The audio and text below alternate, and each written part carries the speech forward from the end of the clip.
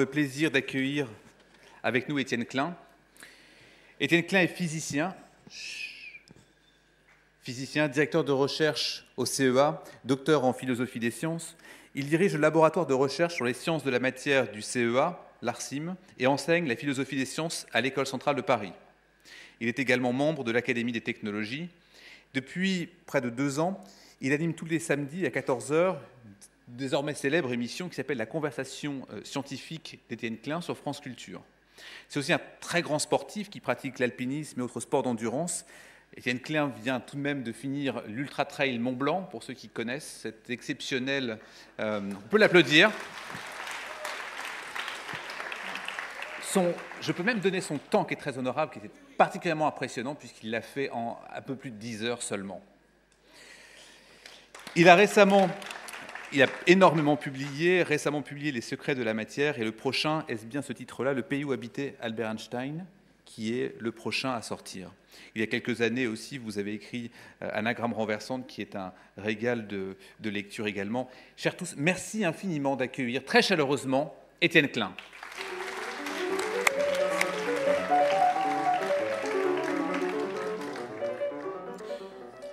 Bien, bonsoir à tous, toutes et tous, parce que j'ai remarqué qu'il y a plus de femmes en proportion à l'ESSEC qu'à Centrale. Je suis ravi d'être là. Je dois vous parler de sujets qui tournent autour de l'imagination. Je vais vous parler un peu de physique aussi, évidemment, mais je sais que ce n'est pas votre spécialité. Je sais que certains d'entre vous ont de l'intérêt pour la physique. J'ai reçu des courriers. Mais je pense que tous, vous en savez suffisamment pour comprendre ou savoir que la physique, ce n'est pas ce qu'on pourrait appeler la bureaucratie des apparences. Il ne s'agit pas de regarder les choses, de regarder les phénomènes tels qu'ils se déroulent dans la vie quotidienne, par exemple, pour trouver les lois physiques qui leur correspondent. Ce n'est pas non plus un plagiat simple de la réalité. Quand on fait une lecture directe du réel, on élabore ou on induit des lois physiques qui semblent décrire ces phénomènes et qui, en réalité, quand on les examine ou quand on les teste, se révèlent toujours fausses. Et donc mon premier point, ce serait de vous dire qu'un chercheur en physique, il a besoin d'imagination plus que de qualité d'observation. Il y a même un philosophe des sciences que vous connaissez sûrement qui s'appelle Alexandre Koyré qui a dit « Le pari de la physique moderne, c'est qu'on peut expliquer le réel par l'impossible. » Alors expliquer le réel par l'impossible, ça veut dire que les lois physiques, celles que vous connaissez déjà, celles que vous pourriez apprendre, sont toujours, depuis Galilée, c'est-à-dire depuis la naissance de la physique moderne, des lois qui contredisent l'observation. Ou qui, en tout cas, disent des choses qui obligent à repenser l'observation. Et le premier qui a compris cela, je l'ai déjà cité, c'est Galilée, à propos d'un phénomène que tout le monde connaît bien, qui est la chute des corps. Quand vous faites des expériences de chute des corps, vous observez rapidement que Aristote l'avait observé, d'autres avant lui l'ont observé. En fait, tout le monde l'a observé. On a tous observé que les corps lourds tombent plus vite que les corps légers. Et donc, la loi de la chute des corps, déduite de l'observation, vous incite à dire qu'un corps tombe d'autant plus vite qu'il est plus massif. Cette loi a été enseignée pendant des millénaires, sans jamais être remise en cause, puisqu'elle est conforme à l'observation. Pourquoi l'interroger davantage? Galilée, en 1604, se pose une question toute bête. Il se pose la question de savoir si cette loi est vraie. Il ne suffit pas qu'elle soit conforme aux observations, il faut aussi qu'elle soit vraie. Dans certains livres mal écrits, on raconte qu'il est monté au sommet de la tour de Pise pour lâcher depuis le sommet de cette tour des objets de masse différente. Évidemment, il ne l'a jamais fait, puisque s'il l'avait fait, il aurait démontré ce que tout le monde sait déjà, à savoir que les corps lourds tombent plus vite que les corps légers. Donc il n'a jamais fait cette expérience, d'ailleurs il n'en parle jamais. C'est une expérience qui a été inventée après coup pour convaincre les derniers aristotéliciens qu'il existait des expériences permettant de montrer les résultats qu'il a obtenus. Comment est-ce qu'a raisonné Galilée? Eh bien, il a inventé ce qu'on appelle aujourd'hui une expérience de pensée. Une expérience de pensée, ça ne consiste pas à faire une expérience mentale, comme ça.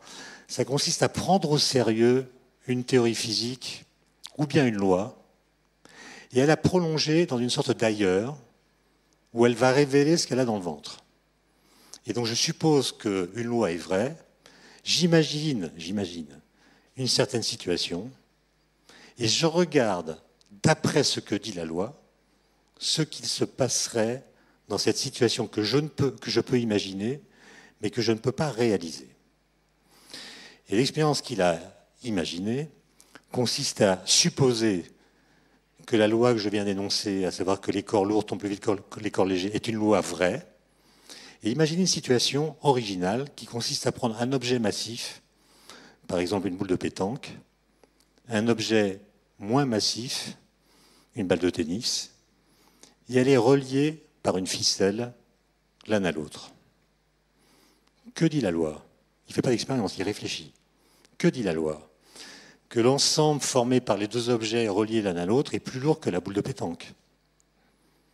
Donc la loi dit que ça va tomber plus vite que la boule de pétanque toute seule.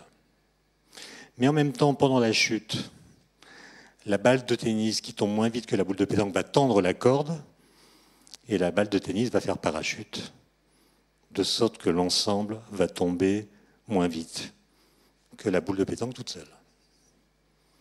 Donc la même loi aboutit à deux résultats qui sont contradictoires l'un avec l'autre. Comment résoudre la contradiction? En disant que la boule de pétanque et la balle de tennis tombent exactement de la même façon. C'est-à-dire qu'en fait, tous les corps tombent à la même vitesse, ce qui n'est pas ce que nous voyons. Et donc, la première loi physique, la loi de la chute des corps, de la physique moderne, est une loi qui contredit l'observation. Et vous pouvez penser à toutes les lois physiques que vous avez apprises à l'école, elles font la même chose. Le principe d'inertie, par exemple, qui est fondateur de la mécanique, qui vous dit qu'un corps qui n'est soumis à aucune force, à un mouvement rectiligne uniforme, ça vous rappelle des choses? Est-ce que vous avez déjà vu ça? Non, je veux dire, est-ce que vous avez déjà vu un mouvement rectiligne et uniforme? Personne n'a jamais vu ça. D'accord? Et donc, un des principes fondamentaux de la mécanique contredit l'observation qui, elle, vous montre que quand vous cessez d'appuyer sur la pédale d'accélérateur de votre scooter, il s'arrête. Ce que montre l'expérience, c'est que lorsque la force qui s'applique à un objet s'interrompt, l'objet s'immobilise.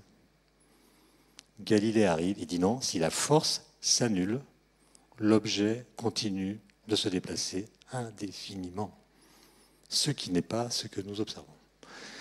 Je ne vais pas vous parler de relativité, si un peu tout à l'heure, je ne vais pas vous parler de mécanique quantique, mais c'est encore pire.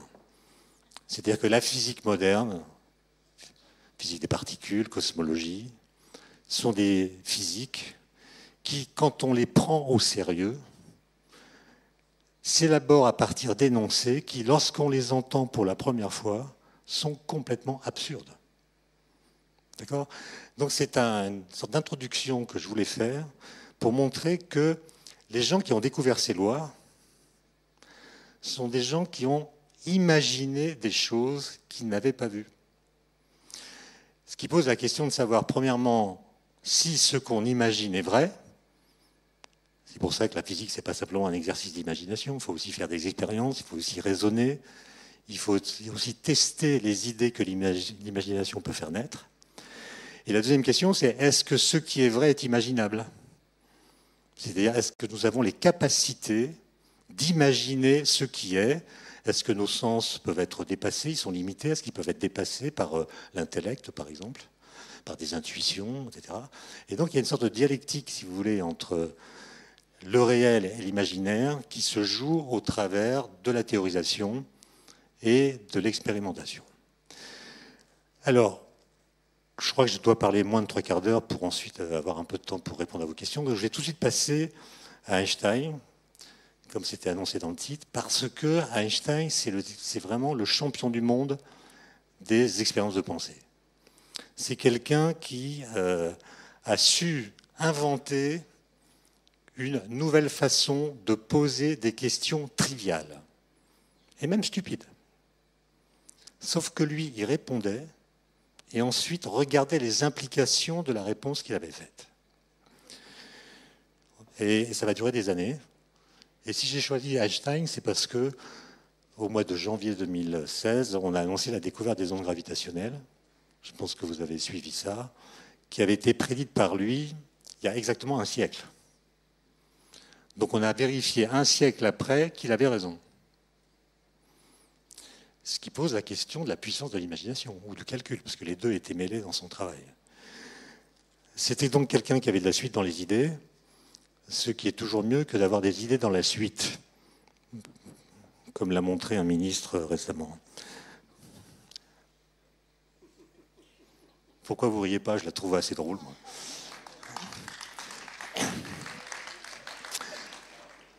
Alors Einstein, vous savez, à 15 ans, il a quitté son lycée, il a démissionné, il était à Munich, lycée qui avait une discipline militaire, comme tous les lycées allemands.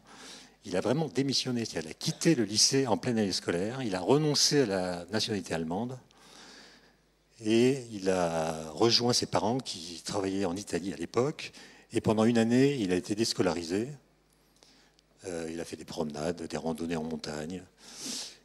Et au bout de quelques mois, il a écrit une lettre à l'un de ses oncles, dans sa mémoire de quelques pages, dans lequel il explique quelles sont les questions qui vont l'intéresser pendant toute sa vie.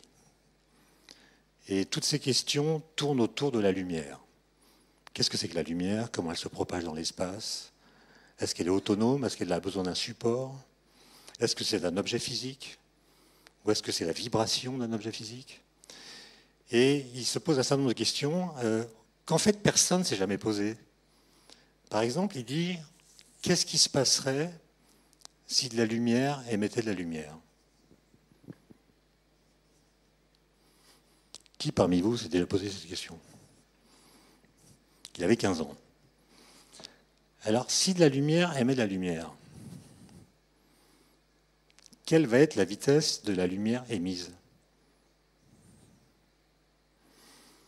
La lumière va à la vitesse de la lumière, mais si elle émet de la lumière, c'est-à-dire que la lumière émise va aller à la vitesse de la lumière plus la vitesse de la lumière, donc 2 fois.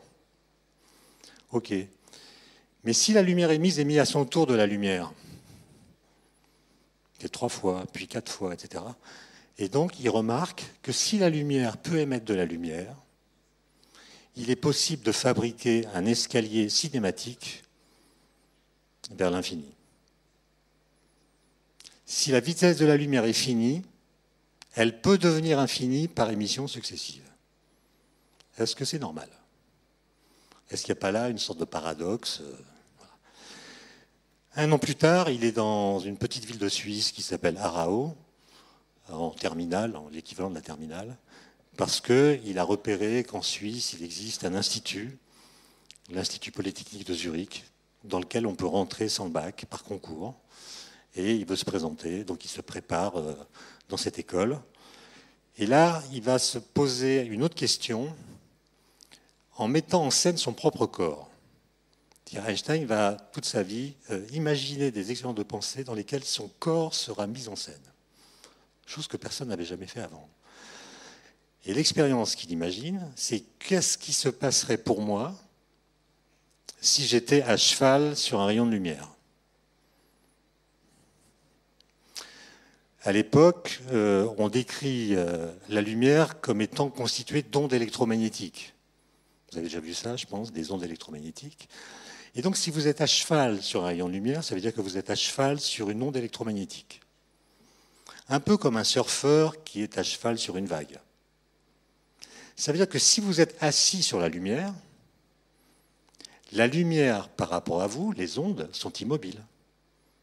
De même qu'un surfeur, il est immobile par rapport à la vague qui est devant lui et par rapport à la vague qui est derrière lui. Ce qu'il voit, c'est un système d'ondes stationnaires. Des ondes qui ne bougent pas par rapport à lui.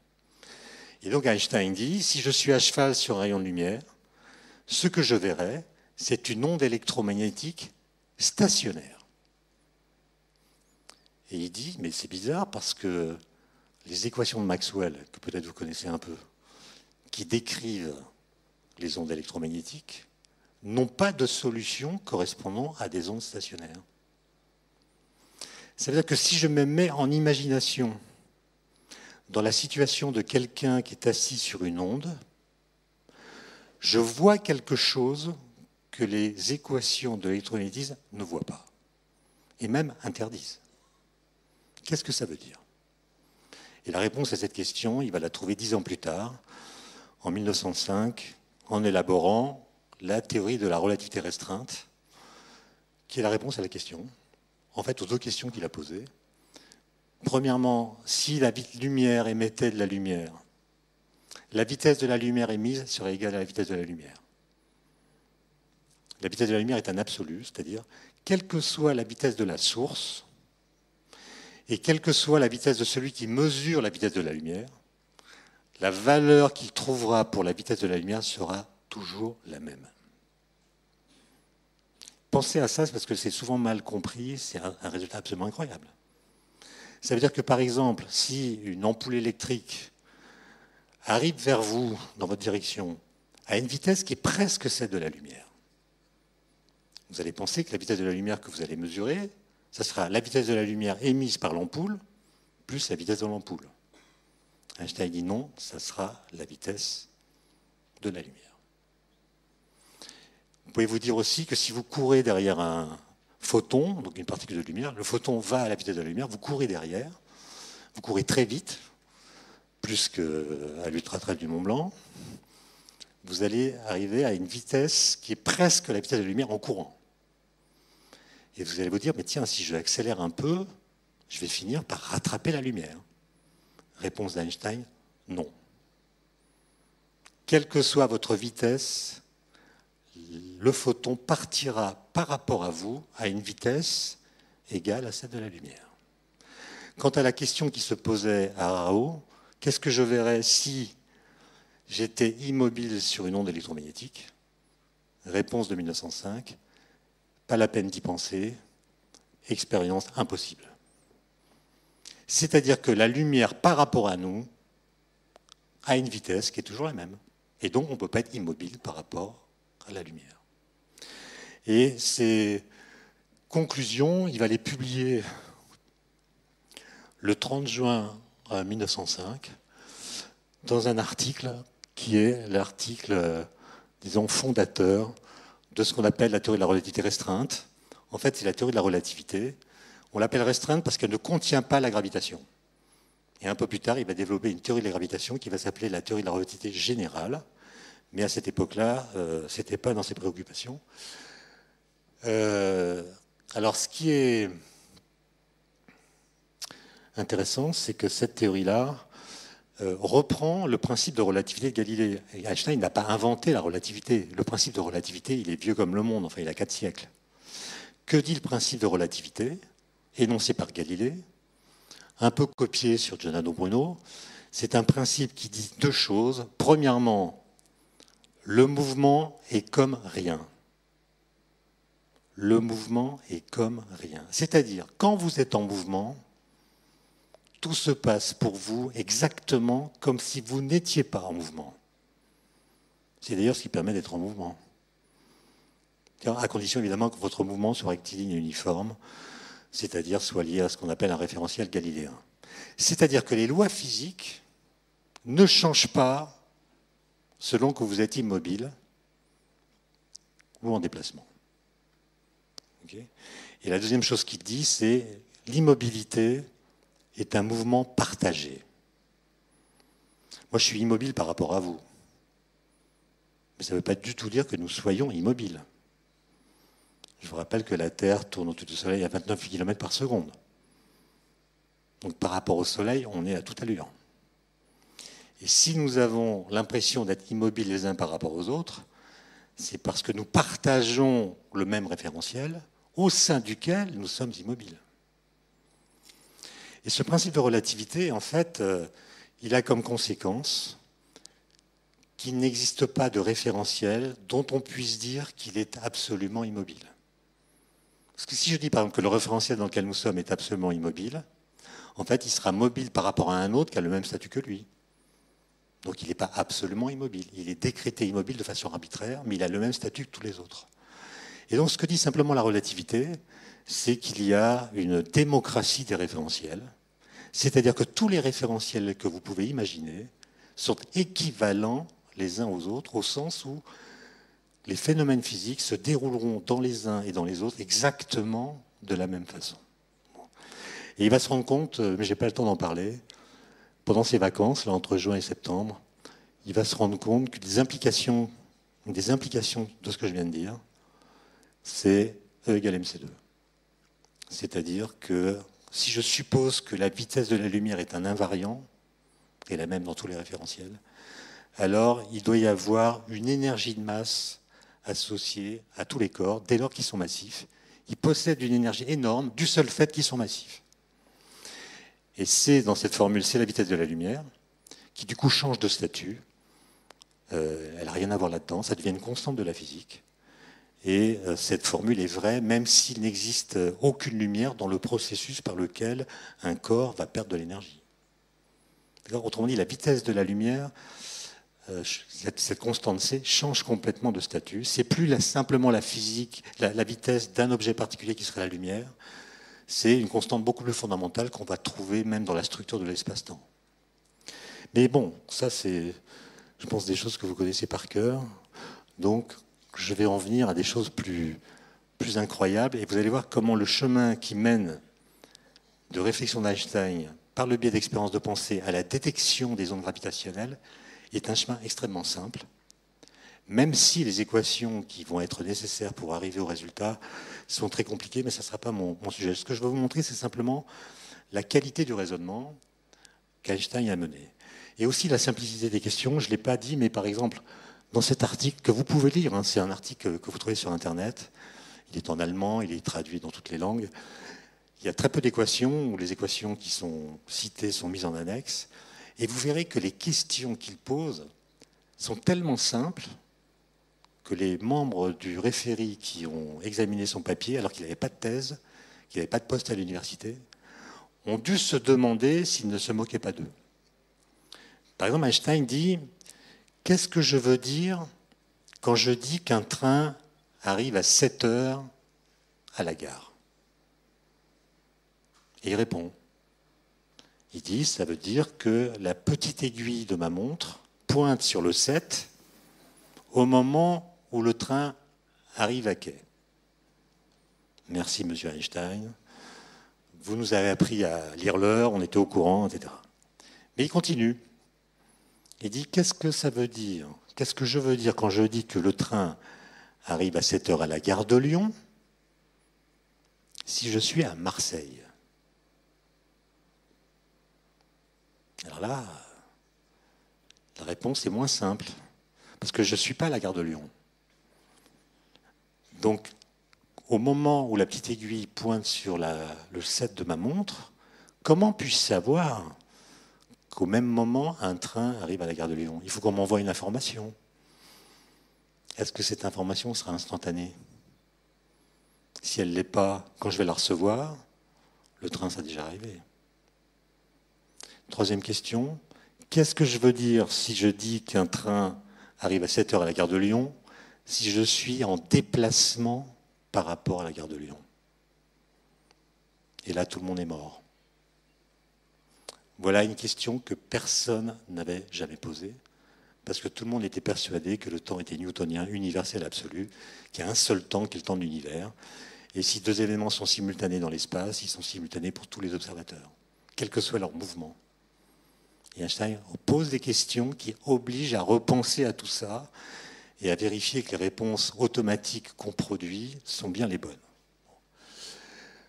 2 ans après, Einstein est toujours à Berne, il est à l'Office fédéral de la propriété intellectuelle, il a un petit salaire, il travaille comme ingénieur, il examine les brevets, il a écrit des lettres pour avoir des postes universitaires, il a toujours été refusé, malgré le fait, et je ne les ai pas détaillés, qu'en 1905, il a écrit 5 papiers absolument géniaux, chacun méritant le prix Nobel. Il aura le prix Nobel pour l'un d'entre eux, dont je n'ai pas parlé, mais malgré ça, il n'a pas de poste à l'université. Et au mois de novembre 1907, après son déjeuner, il s'assied sur son bureau, enfin sur son tabouret, comme tous les jours, et il se met à rêver. Enfin, il avait ce qu'il appelait des expériences semi-oniriques, c'est-à-dire qu'il s'endormait un peu, mais pas complètement, et il s'arrangeait pour soumettre son imagination à sa volonté. Il n'était pas complètement endormi, mais il essayait de téléguider par la volonté l'orientation de ses pensées. Et il raconte dans son autobiographie intellectuelle ce qui s'est passé. Un jour, j'ai eu l'idée la plus heureuse de ma vie. J'étais assis sur ma chaise au bureau fédéral de Berne et j'ai compris que si une personne est en chute libre, elle ne sentira pas son propre poids.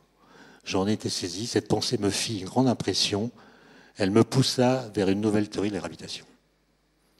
C'est assez pudique comme ton. En fait, il était pris de palpitation, complètement ému par son idée, qui n'est pas une idée originale. C'est-à-dire que n'importe qui aurait pu l'avoir, mais jusqu'à lui, personne ne l'avait vraiment conscientisé. Qu'est-ce qu'il veut dire? Il veut dire un truc que tout le monde aurait pu deviner à partir des cours qu'on a reçus en terminale ou même avant. Vous êtes en chute libre. Donc il met en scène son corps. Je suis en chute libre. Je tombe. Ce qui me fait tomber, c'est mon poids. Le poids est la force qui me fait tomber.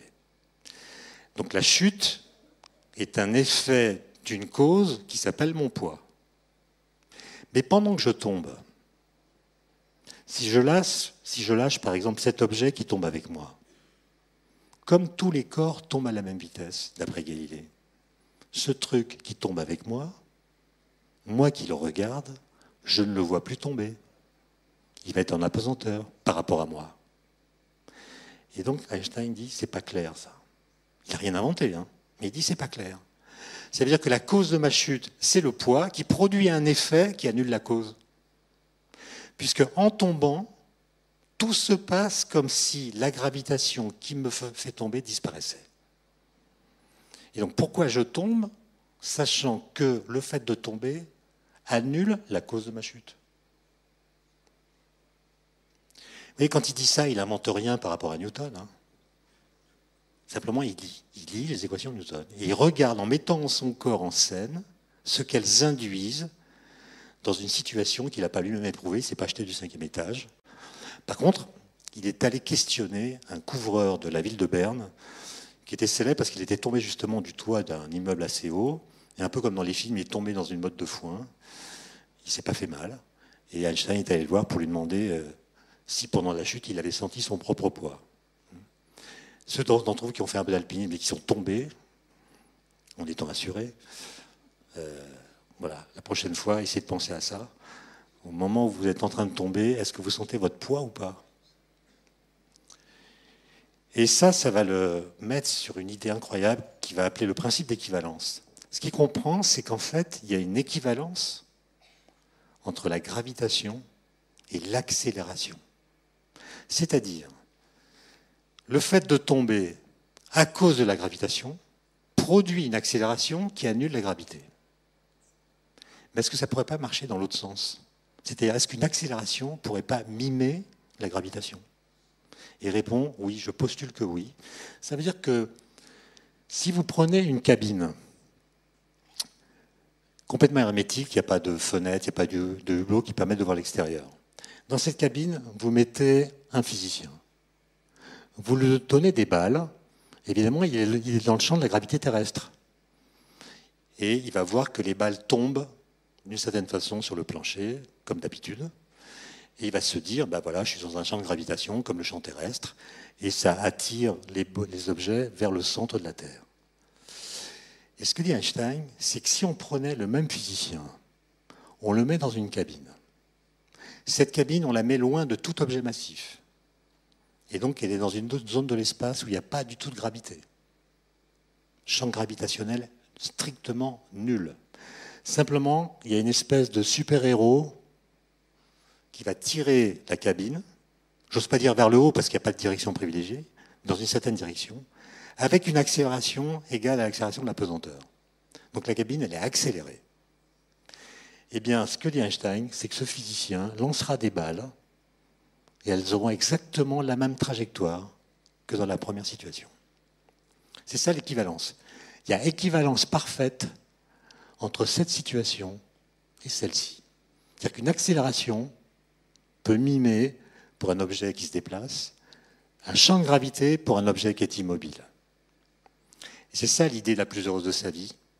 Et il va mettre 8 ans à la transformer en une nouvelle théorie qui s'appelle la théorie de la relativité générale, qui mathématiquement est très difficile, je ne vous la recommande pas, mais qui s'appuie simplement sur cette idée-là.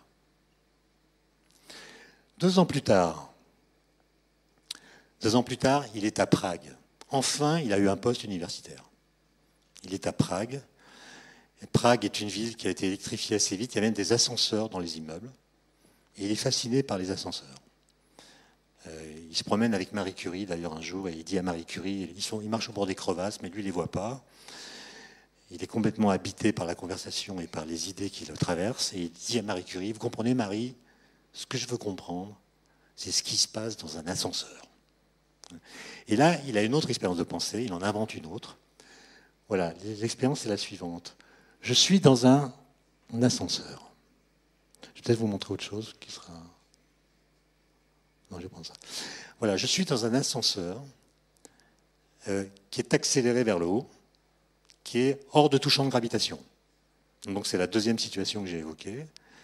La cabine est accélérée par un super-héros, elle est tirée avec une accélération constante, et je perce un trou dans une des parois par laquelle un rayon de lumière va rentrer dans la cabine, parallèlement au plancher. Okay ? La vitesse de la lumière n'est pas infinie.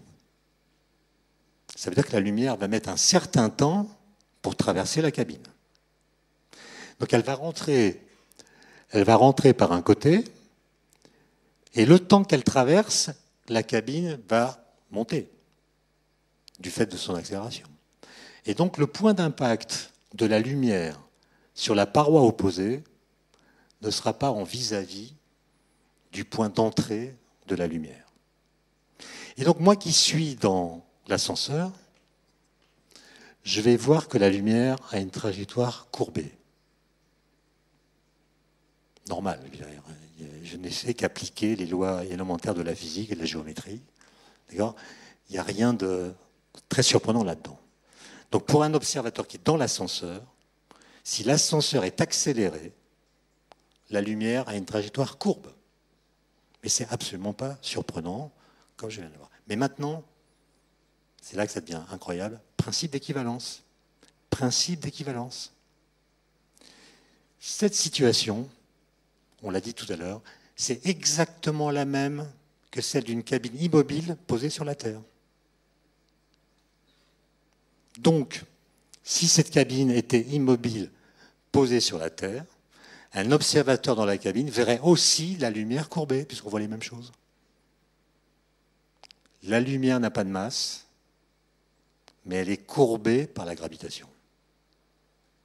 Voilà, ça c'est Einstein, 1911. Et évidemment, ça va le troubler. Il n'y a pas d'équation. Hein. Il a fait un petit calcul, mais il n'a pas encore la théorie. Il a juste prédit en 1911, sans faire d'expérience, mais simplement en imaginant des expériences, que de la lumière dans un champ de gravité doit être courbée. Donc un objet de masse nulle, comme la lumière, subit la gravitation. Ça commence à faire bizarre, non ? Et il publie un papier dans lequel il dit, évidemment, ce n'est pas en regardant des ascenseurs qu'on va le mesurer ou le vérifier, la vitesse de la lumière est trop grande, mais on pourra le faire s'il y a une éclipse totale du Soleil. Quand le Soleil est là, non masqué, il nous aveugle. Donc on n'est pas capable de voir les étoiles fixes qui sont dans sa direction. Par contre, quand il y a une éclipse totale du Soleil, la lumière du Soleil est cachée, le Soleil ne nous aveugle plus, et on peut voir des étoiles qui sont dans sa direction presque, beaucoup plus loin que lui, on peut les voir. Mais si la lumière est déviée par la gravitation, notamment par celle induite par le Soleil, la position des étoiles fixes, quand le Soleil sera entre elles et nous, ne sera pas la même que la position de ces étoiles quand il n'y a pas le Soleil. Et donc, s'il y a une éclipse totale du Soleil qui fait que le Soleil est entre ces étoiles et nous, on devrait voir que cette position est différente de ce qu'elle est quand il n'y a pas le Soleil sur la ligne de visée. Pour ça, il faut une éclipse totale du Soleil.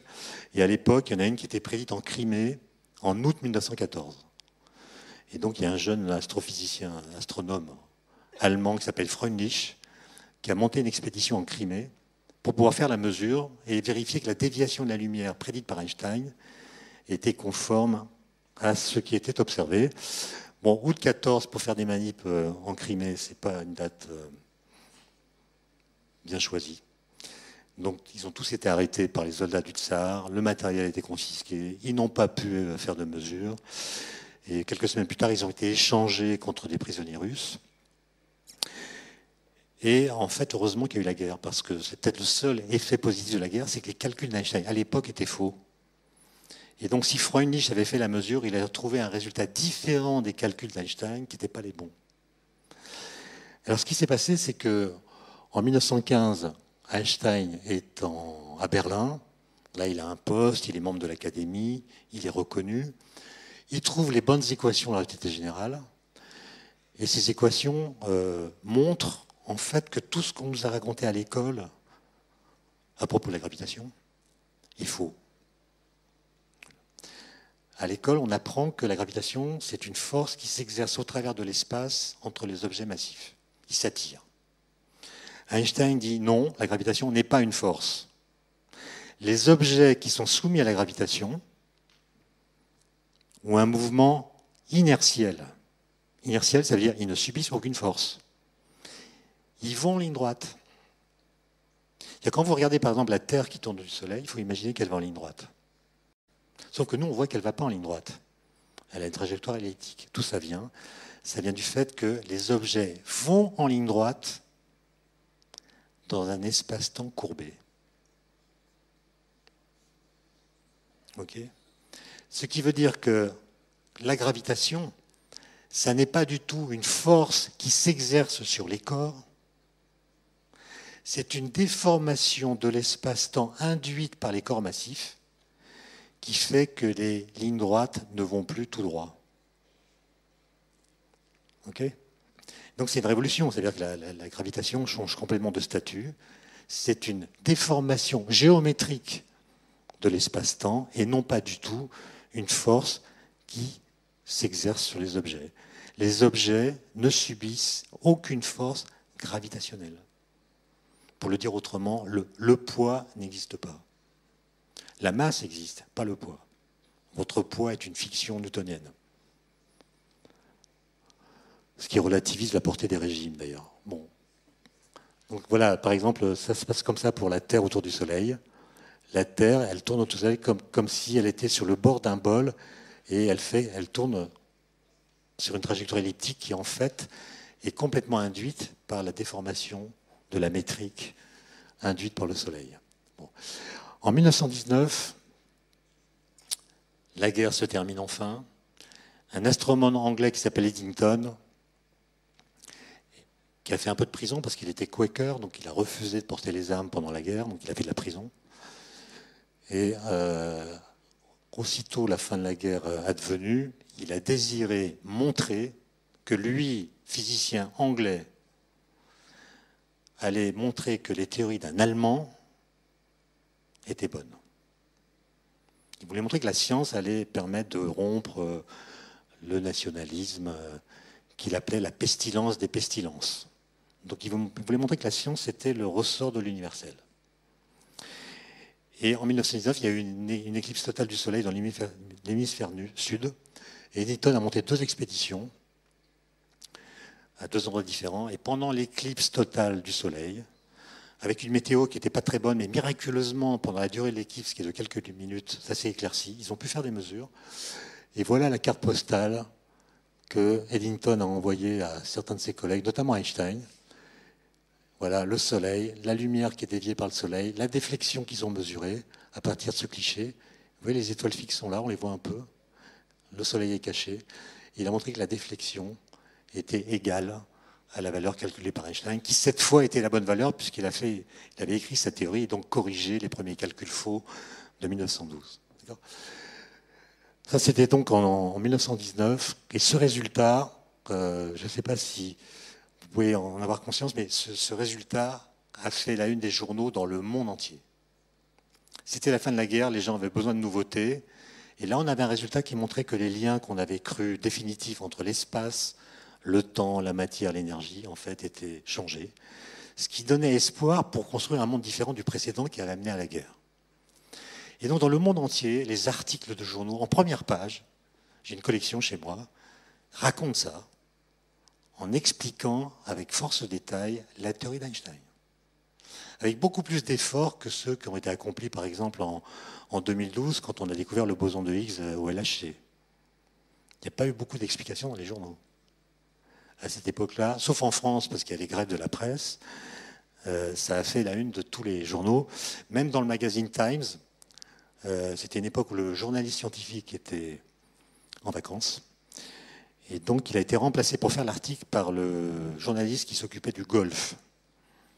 Et il a écrit un article magnifique avec plein de métaphores de golf qui explique tout ça avec plus de clarté que beaucoup de ses collègues journalistes scientifiques. Donc voilà pour la relativité générale dont on a fêté les 100 ans il y a un an.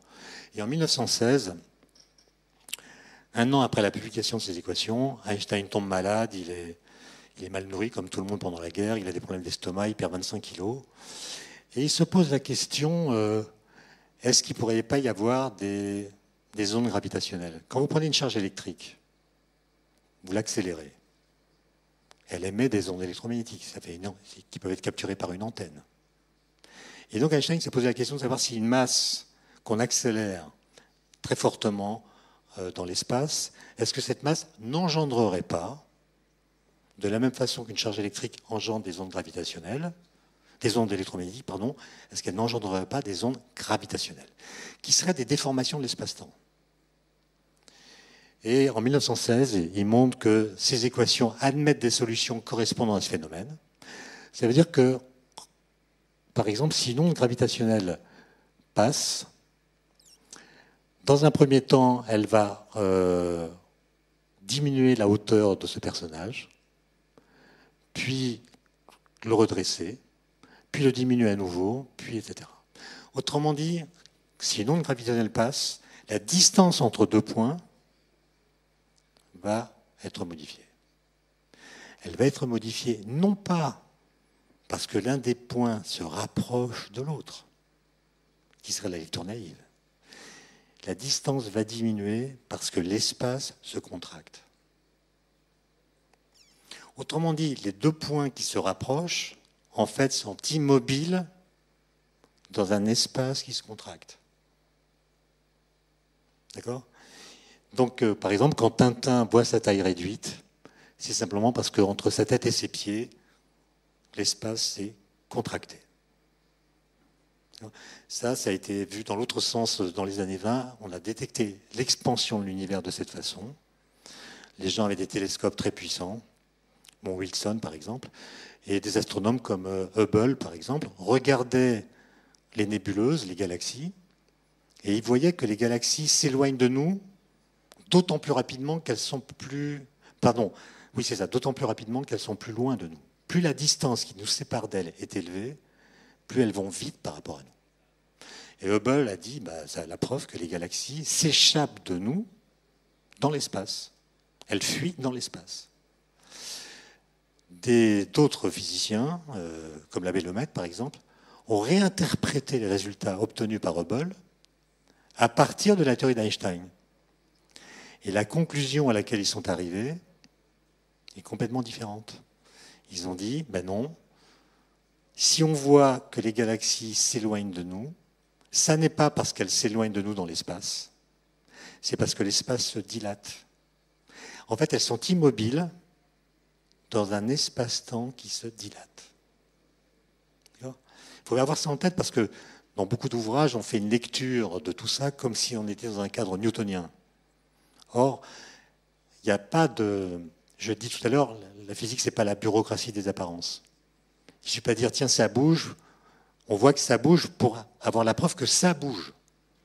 Autrement dit, les faits peuvent être mal interprétés.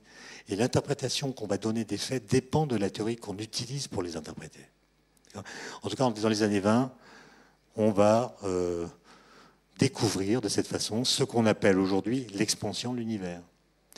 Et ce qu'on appelle une onde gravitationnelle, c'est tout simplement le passage d'une déformation continue de l'espace-temps qui va modifier sur son passage les distances des objets, et puis aussi le temps des montres. Moi j'ai 2 montres, hein, là j'en ai une ici, j'en ai une là. Et normalement, si une onde gravitationnelle me traverse, elles vont se désynchroniser, donc j'attends. Bon, ça, je vous passe tout ça. Mais, donc, les ondes gravitationnelles, la question, c'est est-ce qu'elles existent? Il y a eu beaucoup de travaux dans les années 60, on n'a rien vu. Et puis, finalement, au mois de février 2016, le 11 février, les Américains ont une expérience à 2 endroits à la surface des États-Unis, des interféromètres avec des lasers, peu importe le dispositif. Ils ont vu passer une onde, comme ça, c'est-à-dire une variation très rapide, ça durait 10 millisecondes, de la distance entre 2 points. Et ça montre la variation des distances. Et vous voyez, pendant une durée très très courte, là. Et il se trouve que depuis des années, on avait déjà calculé ce qui se passerait si 2 trous noirs fusionnent. Donc vous prenez 2 trous noirs, vous les faites fusionner, c'est-à-dire que l'un se rapproche de l'autre, ils sont à moins de 100 km, leurs horizons respectifs se mélangent et ils vont faire un seul trou noir qui va vibrer. Et quand la vibration va cesser, ça va émettre des ondes gravitationnelles absolument incroyables qui vont déformer l'espace-temps avec beaucoup d'énergie sur leur passage et s'atténuer à mesure qu'elles vont se disperser dans l'espace. Et il se trouve que des gens avaient calculé ça. Et dans leur calcul, il y avait 2 paramètres, la masse du premier trou noir et la masse du deuxième trou noir. Et en septembre 2015, une telle onde est passée dans le détecteur américain quelques jours après qu'il soit mis en service. C'est quand même un coup de chance, ça. Cette onde a voyagé pendant 1,7 milliard d'années. D'accord? Elle voyage pendant 1,7 milliard d'années. Et elle traverse la Terre exactement au moment où on met en service le détecteur. Sachant que le détecteur européen qui est à Pise en Italie, lui était en arrêt pour réfection. Donc ça va faire un prix Nobel américain qui est quand même... voilà. Et donc vous voyez, on a pu calculer extrêmement précisément le signal théorique qu'on devrait observer si 2 trous noirs fusionnent. Et voilà ce qui a été mesuré. Donc là, c'est une première expérience qui est à Hanford, aux États-Unis. Vous avez la courbe théorique en noir et vous avez la courbe mesurée en jaune. Là, c'est le deuxième détecteur, courbe théorique en noir, courbe mesurée en bleu, et là, c'est le mélange des deux. Il y a un parfait accord entre le calcul et l'observation. Absolument incroyable. Et on a même calculé donc, la masse des 2 trous noirs, c'est quelques trentaines de masses solaires. Et on a même pu calculer que le trou noir résultat de la fusion entre les deux, avait 3 masses solaires de moins que la somme des masses des 2 trous noirs initiaux. Autrement dit, dans ce processus, il y a l'équivalent de 3 masses solaires qui sont devenues de l'énergie. Je vous laisse faire le calcul. Vous calculez la masse du Soleil en grammes. Vous multipliez cette masse par c, la vitesse de la lumière, au carré. Et ça vous donne l'énergie qui a été libérée dans ce processus en joules. C'est un truc absolument monstrueux que personne ne peut imaginer, on peut simplement le calculer. Pour vous donner un ordre de grandeur, la bombe d'Hiroshima, c'est 1 gramme. D'accord ? La bombe d'Hiroshima a transformé 1 gramme de matière en énergie. Et ça a donné ce que vous savez, 1 seul gramme. Là, vous avez 3 masses solaires. Donc il y a des gens qui ont déjà demandé un moratoire sur les ondes gravitationnelles au motif qu'elles pourraient être dangereuses. Voilà. Donc voilà, c'était juste une façon de vous montrer que Einstein, petite idée dans la tête, on ne lâche jamais, on travaille lentement, mais on travaille toujours, en posant toujours les mêmes questions, en tentant d'y répondre et surtout en regardant les implications qu'ont les réponses provisoires qu'on donne à ces questions. On lasse jamais le morceau. Einstein a réfléchi à ça pendant au moins 16 ans, entre 1899 et 1915. Et beaucoup disent, surtout au moment où il a dû écrire les équations, les chercher, que ça l'a complètement cramé. C'est-à-dire qu'après, voilà, il était fatigué. Et pour finir, parce que l'imagination ne se résume pas à la physique, pour ceux qui aiment les ondes, les anagrammes, ondes gravitationnelles, a pour anagramme le vent, il manque le vent d'orage lointain, ce qui est exactement ce qu'avait prédit Einstein. Je vous remercie pour votre attention.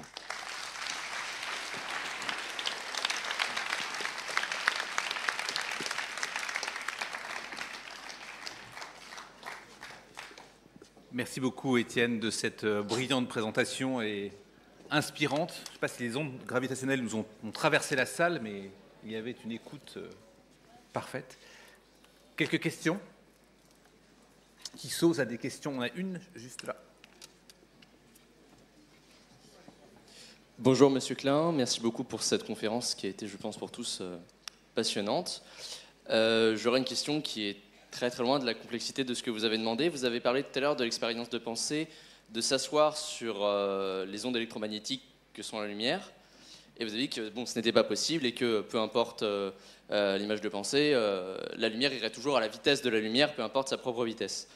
Je crois me souvenir de mes cours de lycée qu'on mesure justement la vitesse à laquelle se déplace une étoile par rapport à nous, à la différence de longueur d'onde perçue, induite par la vitesse, la différence de vitesse entre nous deux. Et je me suis demandé, pendant que vous parliez, est-ce que si cette étoile allait par exemple jusqu'à la vitesse de la lumière par rapport à nous, qu'en serait-il de sa longueur d'onde ?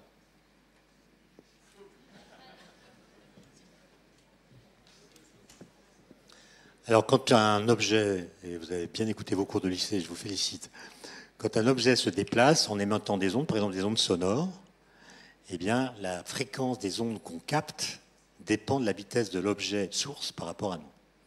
Pour les ondes sonores, vous avez remarqué qu'une ambulance, quand elle passe devant vous, n'émet pas le même son selon qu'elle vient vers vous ou selon qu'elle s'éloigne de vous. C'est la même chose pour les étoiles, c'est ce qu'on appelle l'effet Doppler. Et donc, si une étoile s'éloigne de nous avec une très grande vitesse, son décalage spectral, donc sa variation de fréquence, va être d'autant plus grand, mais cet objet ne pourra jamais aller aussi vite que la lumière et de toute façon ne pourra pas dépasser la vitesse de la lumière. D'accord ? Donc la fréquence va devenir de plus en plus faible sans jamais s'annuler. Merci beaucoup. Ne croyez pas que... Parce qu'on dit rien ne peut aller plus vite que la lumière, en fait, ce n'est pas tout à fait vrai. Il y a des tas de choses qui vont plus vite que la lumière. Ce que la relativité interdit, en fait, ce qu'elle fait, c'est qu'elle impose qu'il y ait une vitesse limite, une vitesse qu'on ne peut pas dépasser quand on est une particule ou quand on veut échanger de l'information. Mais il y a des tas de phénomènes qui vont plus vite que la lumière. Par exemple, si vous prenez une paire de ciseaux pour couper du papier, évidemment, la vitesse à laquelle le papier va se couper dépend de la vitesse à laquelle le croisement entre ces deux lames va se propager dans l'espace. Ben, faites le calcul, vous pouvez avoir une paire de ciseaux dont aucune des lames ne va plus vite que la lumière, mais dont le point d'intersection a une vitesse supérieure à la vitesse de la lumière. Autrement dit, vous pouvez couper du papier plus vite que la lumière. Mais ça ne viole pas la relativité parce que ce qui se déplace, c'est un point qui n'est pas matériel. C'est l'intersection entre deux droites qui se déplace. Et il n'y a pas propagation d'un signal au sein du papier. Chaque atome, chaque molécule de papier est coupée tour à tour. C'est la même cause qui, localement, va produire le même effet. Bon, je vois que vous ne me croyez pas, alors je vais prendre un autre exemple. Imaginez un phare au bord de la mer qui tourne. Autour du phare, vous mettez un écran cylindrique dont le phare occupe le centre. Donc la lumière va tourner, va se déposer sur l'écran, et cette lumière qui se dépose sur l'écran va tourner puisque le phare lui-même tourne. Et vos souvenirs vous permettent de savoir que la vitesse à laquelle va se déplacer l'impact de la lumière sur l'écran, c'est le produit du rayon de l'écran R par la vitesse angulaire, oméga. R oméga. Okay. Et bien si R est très grand et si oméga est très grand, il n'y a pas de limite, ce point d'impact de la lumière sur l'écran peut aller plus vite que la lumière. Ça a déjà été fait avec des lasers, des miroirs. Donc vous avez de la lumière, en apparence, le dépôt de la lumière qui va plus vite que la lumière. Mais ça ne viole pas la relativité, puisque ce n'est pas la lumière qui se déplace, c'est la même cause, à savoir l'émission de lumière par le phare, qui va produire des effets successifs dans l'espace qui, eux, vont apparaître à une vitesse plus grande que c. Vous pouvez faire ça avec vos guirlandes de Noël, par exemple. Vous pouvez avoir une guirlande telle que le temps que met la lumière pour allumer une première ampoule, puis une ampoule derrière, soit plus court que le temps que met la lumière pour aller de l'une à l'autre. Vous convoquez les voisins et vous leur dites, voilà, j'ai une guirlande supra-relativiste.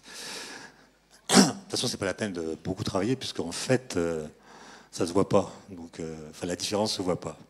Mais en principe, on peut faire ça. Donc, vous voyez, il faut être prudent dans la façon de raconter la relativité. Elle ne dit pas que rien ne va plus vite que la lumière. Elle dit que certaines choses sont limitées par cette vitesse, ce qui ne veut pas dire qu'on ne puisse pas faire des phénomènes qui semblent violer cette loi. Est-ce qu'il y a d'autres tentatives de questions? Non, mais n'hésitez pas, la physique, c'est justement, il n'y a pas de question bête, puisque c'est toujours surprenant, la physique. C'est pas comme l'économie, qui est une science intelligente. Moi, je n'oserais jamais poser des questions en économie, par exemple. Oui, j'ai une question à votre gauche. Quelles sont les applications opérationnelles de toutes ces théories aujourd'hui? Lesquelles? La relativité restreinte, par exemple, la relativité générale.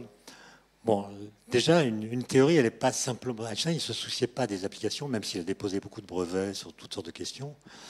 Mais il se trouve que la relativité restreinte, d'abord, c'est la bonne théorie de l'espace et du temps. Voilà. Donc même s'il n'y avait pas d'application, c'est la bonne théorie, quoi. Si vous voulez penser l'espace et le temps, c'est par la relativité restreinte que vous pouvez le faire, et non pas par un autre système. Et donc, sa première utilité, c'est de nous proposer ce qu'on pourrait appeler des découvertes philosophiques négatives. C'est-à-dire que cette théorie qui fonctionne, qui n'a jamais été démentie depuis plus d'un siècle, vient éclairer, voire contraindre les réponses philosophiques qu'on peut apporter à des questions philosophiques. Par exemple, si vous vous intéressez à Kant, ou à Husserl, ou à Heidegger, ou à Saint-Augustin, c'est intéressant, c'est des systèmes sur le temps qui sont parfaits, mais la question advient de savoir ce qu'ils disent. Est-ce que c'est compatible avec ce que dit la relativité, ou est-ce que ça n'a rien à voir? Voilà, donc ça c'est la première application. Ensuite, il y a des applications pratiques, le laser, la relativité générale, qui sert à faire de la cosmologie, là. C'est quand même une théorie qui a permis de considérer que l'univers était un objet physique. Avant, on pensait que l'univers, c'est une espèce d'enveloppe vague qui contient des entités physiques, des étoiles, des galaxies. Mais la relativité générale est une théorie qui permet de penser l'univers comme un objet. Vous avez entendu parler du Big Bang. Le Big Bang, il est décrit par la relativité générale.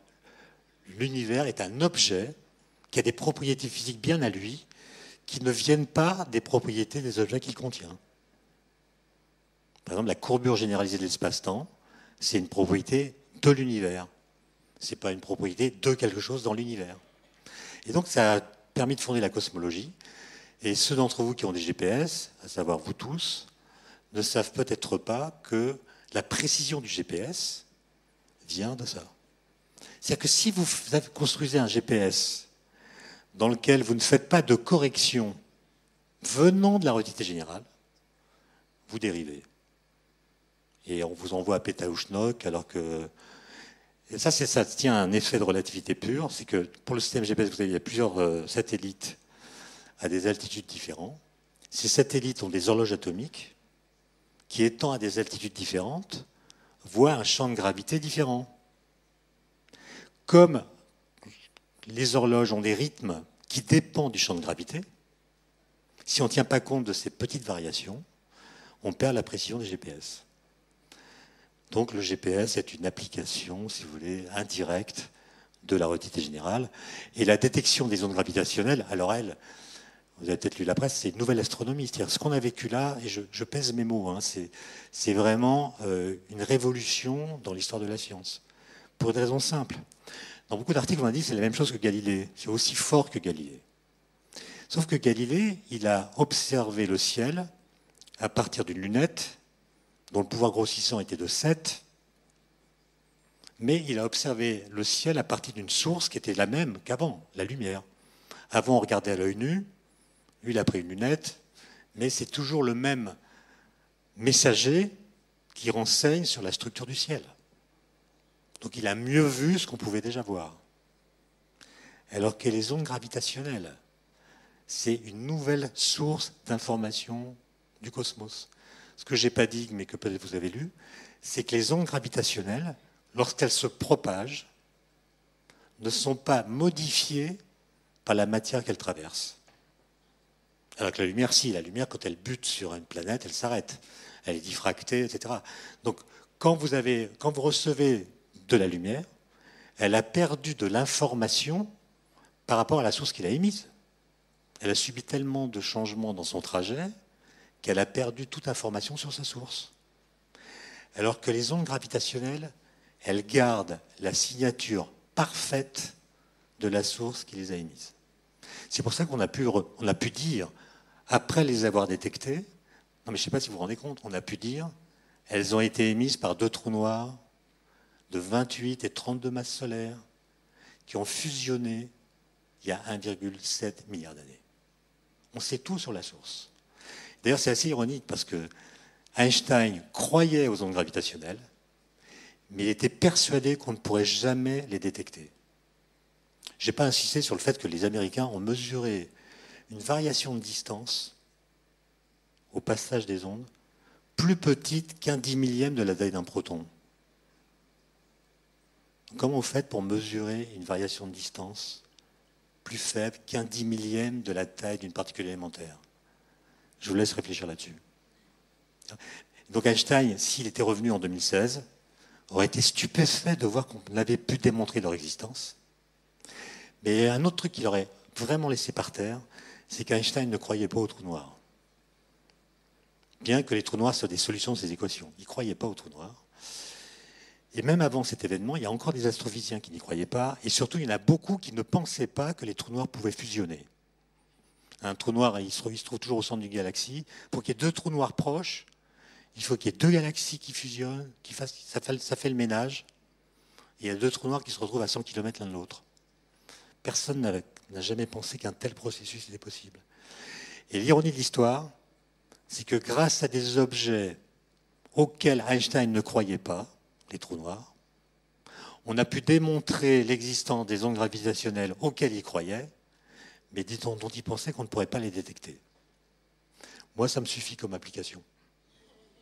Et maintenant, je ne l'ai pas dit, mais on va développer une astronomie gravitationnelle.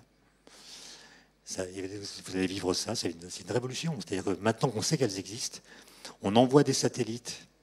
Il y a même un projet qui s'appelle LISA, avec 3 satellites qui seront distants d'1 million de kilomètres. D'accord, 3 points, ils font un triangle. Et quand une onde gravitationnelle va passer au travers de ce triangle, ça va faire bouger les distances séparant ces satellites. Et on pourra détecter, on pourra même voir des objets qu'on n'a jamais vus. C'est-à-dire qu'on peut voir des objets qui n'émettent pas de lumière, comme les trous noirs. Là, on peut dire qu'on a vu les trous noirs. Et je peux vous dire que, ben ça c'est un truc qu'on n'a pas trop le droit de dire, mais les Américains ont vu d'autres événements, les Européens sont en train d'en voir aussi. On va peupler l'univers d'objets dont vous n'avez jamais entendu parler. C'est aussi fort qu'une campagne présidentielle, comme... Merci beaucoup, Étienne Klein. Merci infiniment d'être venu parmi nous, nous passionner autour de cette question d'ondes gravitationnelles, notamment, mais également de la science et de la physique. Je crois qu'un grand nombre, après cette grande journée, vont essayer de tenter d'attraper un RER qui a une grande difficulté en termes de temps par rapport à Paris, et en rapidité et en fiabilité. Et on ne sait pas si les ondes gravitationnelles transversent le RER. Il n'empêche que c'est difficile et tous les étudiants ont besoin de s'arrêter pour ce soir. Merci à tous. Merci Étienne Klein de nouveau d'être venu parmi nous.